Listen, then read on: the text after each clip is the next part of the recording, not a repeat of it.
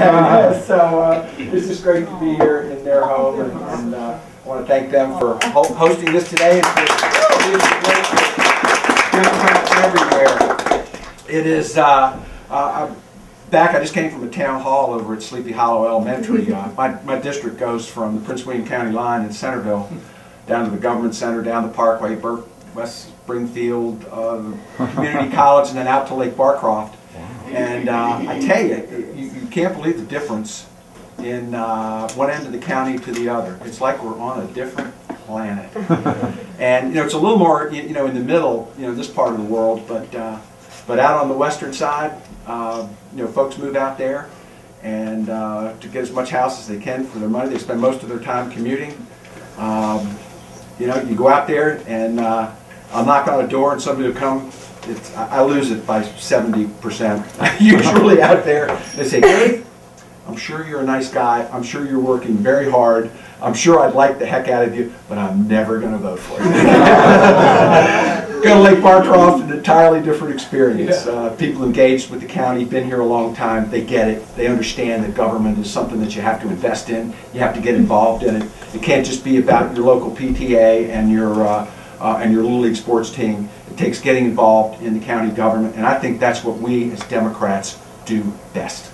We get involved in the details of government, and that's why we have to start right here today, taking back the House of Delegates in the Commonwealth of Virginia. It takes a tremendous amount of energy and time and devotion to do this, and a lot of us have been through it with the help of the people in this room who you could not do it without. And it's an important thing, and because we're holding on to a 2020 Senate, we do have some leverage around budget issues, and we do have a say, in some of this Medicare stuff and the transportation that's so important to Northern Virginia. But we're hanging on by a thread. We need some help, and that help has to come over the next few cycles from starting to take the House of Delegates back again. We can't continue to have guys from the other side of the aisle who live in Northern Virginia voting like they live in Wise County. It just doesn't work. We need transportation dollars so that we can pay for the school systems around the Commonwealth of Virginia. I get it. That's what we do up here. We are the economic engine of the state, and it's a wonderful thing to be able to help our friends out, but they've got to help us out too. And we need to carry that message down to Richmond to make sure that that happens. And so we've gotten Medicaid expansion through the Senate. We've got the governor's transportation bill coming over this year from the House of Representatives. It's an awful bill, but we'll fix it and get it back to them, and hopefully we make some real progress and get this Commonwealth back on track. We can't run this state through fear. We can't run this state by cutting government, by cutting expenses. We have to invest. We have to be prudent with what we're doing for sure. But we can't do this thing by hiding our heads and hoping that all the problems of the world go away. We have to aggressively get after these things. We have to get more money back into education. We have to get money back into our road system. This is what creates an economy, not cutting everything that you can get your hands on in government. We are not overtaxed in Virginia, haven't been. Vince Callahan, former chairman of appropriations from McLean, Republican, says we're paying the lowest taxes we have per capita since the 1980s, and yet everybody's in a dither, over taxes. It's just not true. We can invest. We can make this world a better place. I will tell you, the Medicaid bill that we just got through, the Medicaid expansion, we did a really smart thing. Is that, for the first, I think it's 3 years? Yes. Frank's my guru on policy. For the first 3 years, right? They pay 100%, and then it stages up where the state pays more and more of Medicaid. So what we're doing is the money that we're going to save in these early years when the feds are paying 100%, we're going to put it in a trust fund. And so when the state its obligations start going up, we will start having the money to put into that to pay for it, while the 30,000 jobs we think will be created in healthcare in Virginia have a chance to ramp up and strengthen our economy so that we can fully pay for getting people health care. What more noble, important thing is there to do on this planet than making sure that our fellow citizens get good health care?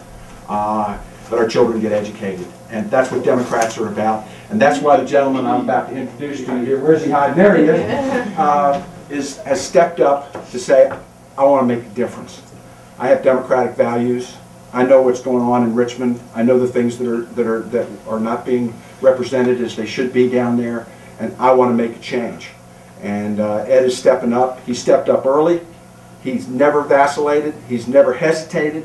He said, I'm going to do this, and he's getting an early start here to make sure that he has the time to knock the doors, raise the money, do the things necessary to get this done.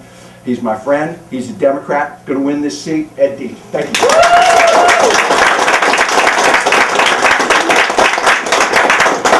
Again, I'd like to thank the Cook family for allowing us to invade their premises today with this mob. What's going on in Richmond right now is absolutely horrendous. I mean, we all know this.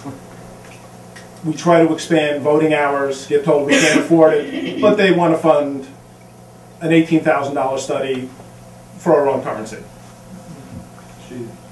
Yeah. Start gathering your gold teeth, because I think that's how they're going to melt it down for the new currency.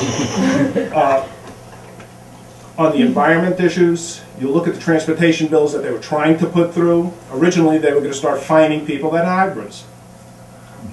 They use less gas, less carbon emissions, so we're going to charge them more because they're using less of our gas. But they're going to cut the gas tax so that people driving through the state have no impact on what's going on our roads anymore. The governor attached to that bill, he's about 1/3 of his funding comes from a tax that doesn't exist yet. The federal government is working on putting an internet sales tax on. He's spending Virginia's share of the money in his transportation plan. The problem is the bill hasn't passed. It doesn't exist. Once it does, they will control where that money goes. Virginia doesn't control it. So we have to find better ways to do that. Their transportation plans are also pulling money out of the general fund. That's what funds our schools. That's what funds our Medicare programs. So they twist it, they reword it, but everything they say comes back to the same thing.